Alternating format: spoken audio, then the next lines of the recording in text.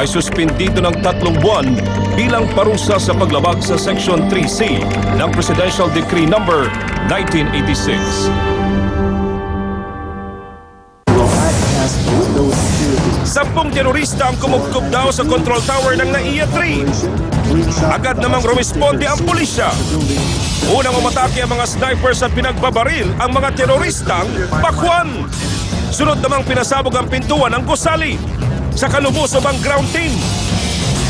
Pati ang bomba, dinatonate gamit ang water dispenser. Pero agad nakatakas ang 3 terorista. Kaya nilusob naman nila ang bus kung saan sila tumakbo. Sa wakas, natapos ang hostage taking na walang nasaktan sa mga biktima. Natuwa naman ang hepe ng PNP sa ipinakita ng mga bata niya. Yun nga lang, joke, joke, joke, it's not true, practice only.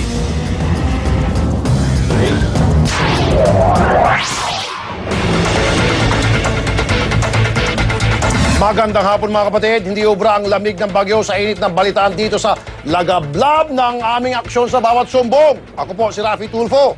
Mga tol, ako naman si Ben Tulfo. Kahit saan, kahit kailan, kakampenyo kami sa sumisiklab na bakbakan at umaapoy na balitaan. Narito ang malulupit na balitang kailangan ng agarang aksyon. Registered nurse na alang trabaho ng hold up para makatangay ng cellphone. Suspect tinagtad ng saksakang biktima gamit ang isang injection. Ouch! 2 Chinese drug pusher na nakbo matapos mabuking sa bypass operation.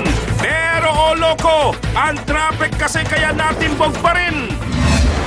Sunod-sunod na aksidente dahil sa basang kalsada, sinakuluhan ng Rescue 5. Sa Videolante, mga pasaway na tricycle sa Abad Santos, hari-harian pa sa daan, kolorom naman pala.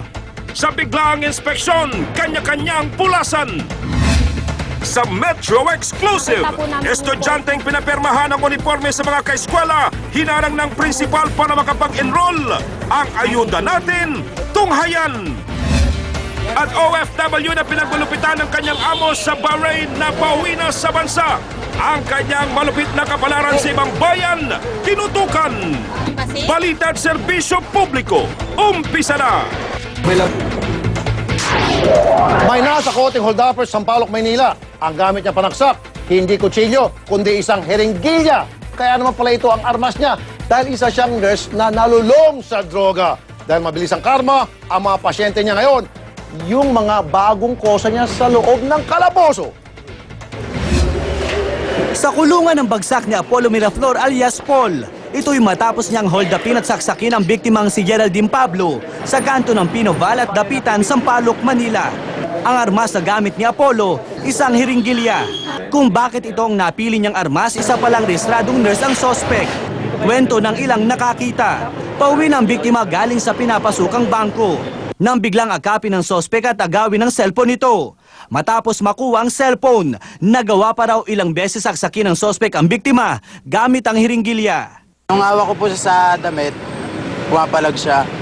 Parang gusto niya po ulit tumakbo. Ipahawak ako siya sa likod, tapos pinagsusuntok na po ng mga kasamahan ko. Tumanggi magsalita ang pamilya pero ayon sa kanila nagpapagaling na sa ospital si Geraldine. Matapos umilalim sa operasyon kahapon dahil sa sugat ng karayom na tumama sa baga. Pero katwiran ng sospek, hindi niya sinasadyang saksakin ng hiringgilya ang biktima. Totoo may iringgilya doon sa loob, pero hindi ko akalain na yung iringgilya ang tutusok sa kanya. Pero hindi umubra ang palusot ni Paul sa mga pulis. Kasong robbery with attempted homicide ang kakaharapin ng sospek. Sa inisyal na investigasyon ng pulisya, posibleng high sa droga ang sospek, nagmangyari ang krimen. Supposed to be, ikaw yung mag-save ng buhay, di ba?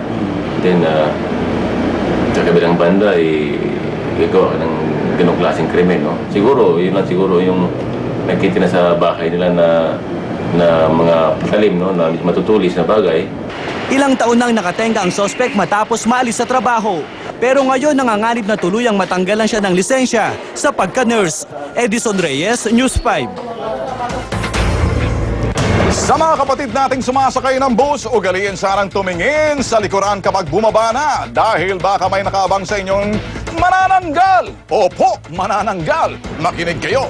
Iniinda pa ng biktimang si Marieta ang kanyang sugat sa kanang braso mula sa 18 anyos na si Jay Garata matapos itong tangkain-tanggalin ang suot niyang porseras. Ayon sa biktima, nabababa lang niya ng kasama niya sa isang bus na may bigla raw humablot ng bracelet niya. Pero dahil matibay ang bracelet, tumakbo ang manananggal na luhaan dahil walang nakulimbat. Pero sa tulong ng mga gwardya, na-aresto si Garata pating kasama nitong minor de edad. Tolben, ano ba ang mas delikado? Tubig ulan o alak? Alak. Okay. Okay ba sa'yo? Kasi tol, sinisisi ng isang lasing na driver ang madulas na kalsada dulot ng ulan, kaya 3 sasakyan ang nagkarambola sa Quirino Highway. Bumbaga kasi ang minamaneho nitong kotse sa isa pang kotse na tinumbok naman ng FX na nasa unahan nito. Sa lakas kasi ng pagkakabangga, sugatan ng 2 pasahero ng FX. Agad namang nakaresponde ang Rescue 5 at 2 at dinala ang 2 sa ospital. Rap, tubig, madulas, nakakalasing, alak. Eto pa, tol!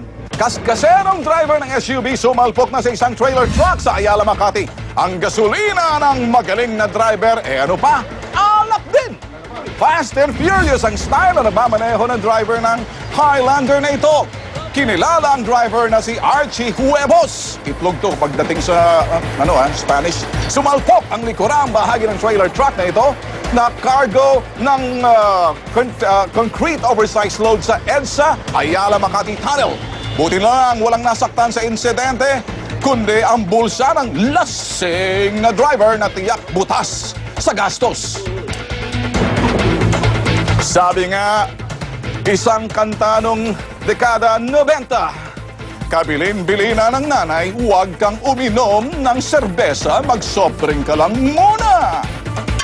Susunod sa Metro Action, sumbong ng isang videolante, green plate ang nakabalandra pero pampasahero ang karga. Sa mga kapalmoks na kolorong, huli sila sa aming operasyon.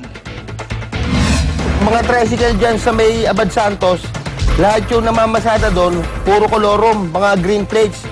Bilang lang sa mga daliri mo, ang yellow plate. At estudyante hinarang ng principal sa enrollment dahil sa uniforming puno ng autograph. Balik eskwela na sa Lunes. Sinong tumulong? Hindi lang. Babaeng